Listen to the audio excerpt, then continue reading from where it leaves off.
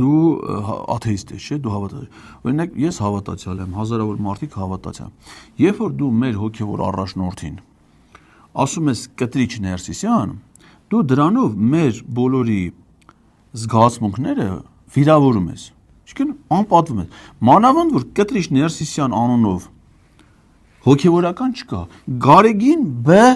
Ներսիսյան կաթողիկոս ամենայն իր անձնագրի մեջ գրած է Գարեգին Բ, եթե դու պետության ներկայացուցիչ ես եւ պետությունը քաղաքացուն տվել է անձնագիր, որտեղ իր անունը Գարեգին Բ է,